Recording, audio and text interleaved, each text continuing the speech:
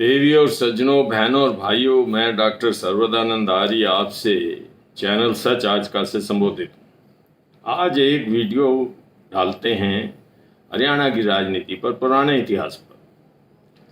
हरियाणा बड़ा विचित्र प्रदेश है। इसमें इतिहास करवट भी लेता है, इतिहास दोहराया भी जाता है। जब इतिहास करवट लेता है तो एक सत्ता जाती है, दूसरी सत्ता आती है। और जैसा आज देख रहे हैं, आज भाजपा का युग है, उससे पहले कांग्रेस का युग था, इनेलो का भी युग रहा है।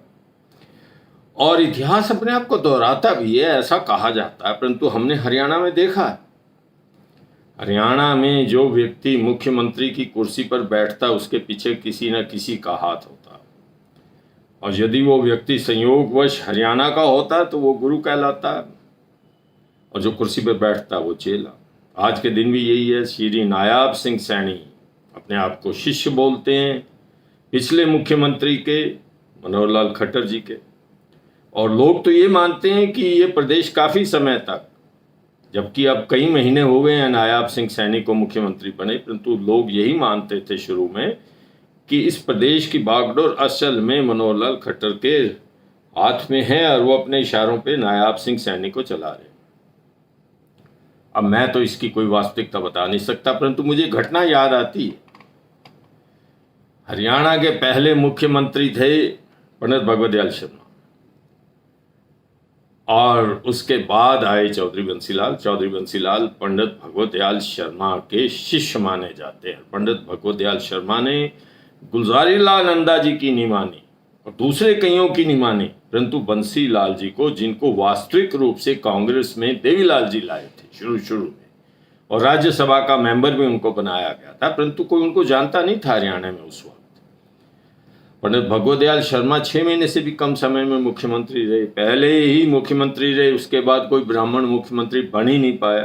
ब्राह्मणों के बड़े एक सर्वप्रिय नेता थे, और उसके बाद कोई ऐसा नेता आया नहीं। आया भी तो उनको पॉलिटिकल पार्टियों ने ख़त्म कर दिया, जैसा कि आप देखते। थोड़ा बहुत रामविलास जी का नाम था, वो भी समाप्त हो गया। पंडित भगवत दयाल शर्मा के बाद चौधरी बंसीलाल मुख्यमंत्री की कुर्सी पर बैठे, और मैंने स्वयं अपनी आंखों से देखा, क्योंकि मैं पंडित भगवत दयाल शर्मा जी के कार्यकर्ता के रूप में काम करता था, वैसे मैं लेक्चरर भी था। और उस वक्त पंडित भगवत दयाल के पैरों को छूते थे। उनका एक फोटो रखा हुआ था बंसीलाल जी ने अपने कमरे में, उसको जब प्रणाम करते थे उसके बाद कुर्सी पर बैठकर अपने दिन भर का कार्य शुरू करते थे। और मैंने वो समय भी देखा जब आपातकाल घोषित हुआ। बड़े बागी नेता थे पंडित भगवत दयाल शर्मा। उन्होंने मोरारजी देसाई यानी सिंडिकेट का साथ दिया, और उनको भी जेल में डाल दिया गया। उनकी बेटी की शादी थी, मैं चंडीगढ़ में नौकरी करता था, मुझे उनके परिवार ने बुलाया और मैं उनको जेल से लेने गया। पैरोल पर छूटे सिर्फ शादी के लिए, और ये शर्त थी कि यदि आप कुछ उल्टा सीधा बोलेंगे तो आपकी पैरोल कैंसिल हो जाएगी। आजकल जैसी पैरोल नहीं थी, जैसे होती है कि 1 साल में 10 पैरोल दे दी जाए, जैसा कि आप देखते हैं। पंडित भगवत दयाल शर्मा को हिसार बोस्टल जेल से मैं लेकर आया, और इनको यमुनानगर जाना था, इनका परिवार वहां रहता। परंतु इनके मन में इतना आक्रोश था, इमरजेंसी के विरोध इतना क्रोध था कि हम एक रिक्शा में बैठे थे दोनों, सब्जी मंडी राजगुरु मार्केट हिसार के पास जैसे ही पहुंचे, ये नीचे उतर गए। उतरकर एक किसी दुकानदार का स्टूल पकड़ा, उसके ऊपर खड़े हो गए और आपातकाल को और बंसीलाल को गालियां देनी शुरू कर दी। आपातकाल को कोसा और बंसीलाल के बारे में ये कहा, मुझे शब्द वो आज भी याद हैं, और वो अखबारों में छपे बाद में, कि ये बंसीलाल तूने मुझे जेल में डाला। आप जानते हैं बंसीलाल संजय गांधी और इंदिरा गांधी जी के साथ थे, और उन्होंने ये सब कार्य किया था। हरियाणा में जितने बड़े बड़े नेताओं को जेल में डाला था। बंसीलाल, तेरे ऊपर मेरे इतने एहसान हैं, तू तो मेरा अपने आप को शिष्य बोलता था, तेरे पे इतना एहसान है कि मेरे जूतों की धूल, मैं पंडित जी के शब्द कह रहा हूँ अपनी तरफ से, मैं चौधरी बंसीलाल का अपमान नहीं करना चाहता, परंतु पंडित जी ने ऐसा कहा। और आप इतिहास के पन्ने खोल के देख लीजिए कि तेरी जबान पर मेरे जूतों की धूल अभी भी जमी है। तो इतना कृतघ्न निकला कि मुझे ही जेल में डाल दिया। चौधरी बंसीलाल उस टाइम कुर्सी पे विराजमान थे, मुख्यमंत्री भी थे, उसके बाद वो डिफेंस मिनिस्टर बने देश के।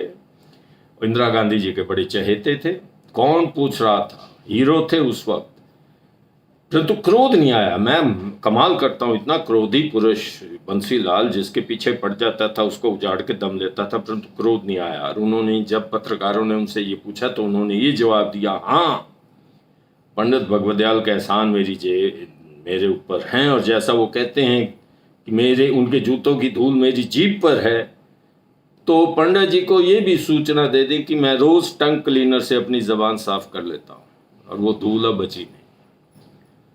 ये कृतघ्नता नहीं, एक स्वरूप है। शिष्य जब गुरु गुड़ हो जाता है, चेला शक्कर हो जाता है, तो क्या होता है। पंडित बंसीलाल ने, चौधरी बंसीलाल ने पंडित भगवत दयाल का नामो निशान मिटा दिया।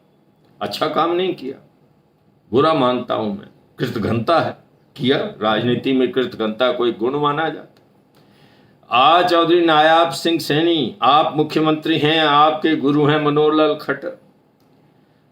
मनोहर लाल खट्टर, आपका गुरुपंथ खतरे में है, ये मैं भविष्यवाणी कर रहा हूं, इतिहास दोहराएगा।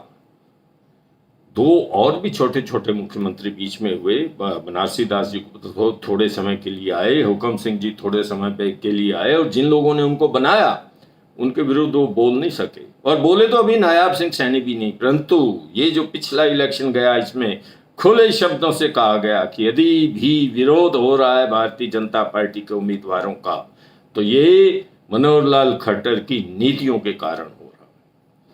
मुझे तकलीफ है, दुख है, परंतु ऐसा होता है, इतिहास दोहराने जा रहा है। थोड़े दिनों में नायाब सिंह हो जाएंगे, मनोहर लाल जो हैं भूतकाल हो जाएंगे। ऐसा प्रतीत होता है, लोग जल्दी भूलते हैं, उनकी याददाश्त छोटी होती है।